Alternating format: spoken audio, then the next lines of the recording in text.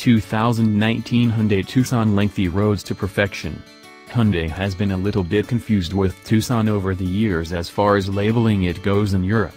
Initiated as Tucson, it became X35 in the second iteration, while third, current one, switched back to easier to remember nomenclature. Respecting the inspiration of original name, sourced from Tucson in Arizona, moniker never changed in the US. One thing also never changed. That would be a constant and significant progress with every new generation. The present product became a complete package, for which, you will go through trouble trying to pinpoint meaningful flows.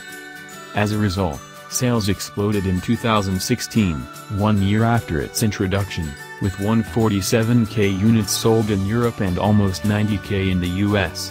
And that would be quite above the previous record, circling 60,000 units sold in 2005, separately in both markets. Koreans were never lazy with nip and tucks, always trying to keep things fresh, so naturally, they might offer some novelties for midlife changes here. Now let's see what could we anticipate from 2019 Hyundai Tucson. Tucson looks good. In fact, it looks better than ever, so we wouldn't count much on big visual changes with a possible facelift. Sadly, we don't have any spy shots yet, so we purely guess at this moment.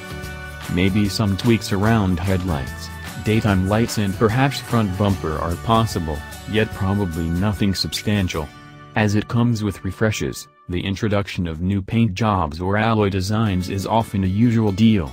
Anyway, with or without changes happening, this compact SUV found the nowadays rare line between plain and excessive, managing to appeal to broader audience.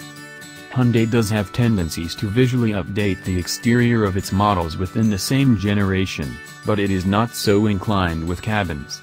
So, we wouldn't anticipate any change, with apart from, maybe, a slight boost in used materials.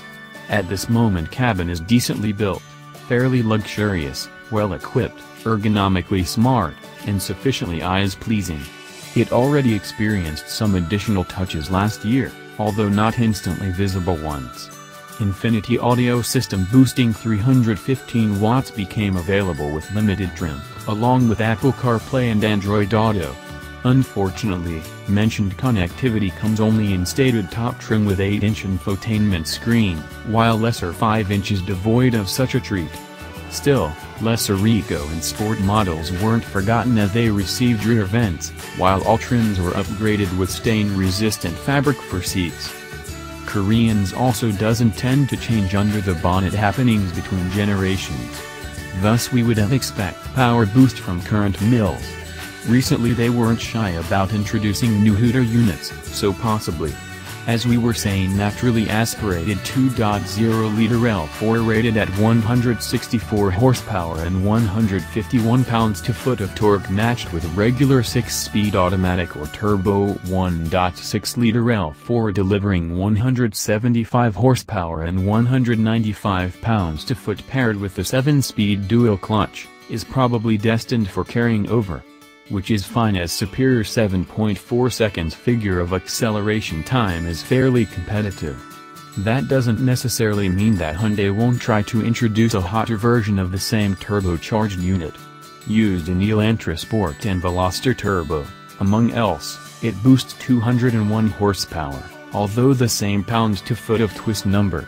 Anyway, sisterly Kia Sportage offers 237 horsepower from turbocharged 2.0-liter, meaning it would be a natural for Hyundai to offer similar. Okay, so this whole story of 2019 Hyundai Tucson is based on nothing but our speculations, yet they are based on reason derived from usual Korean manners of behavior. Since midlife changes come at, well, midlife point, a possible date could be hidden during next year.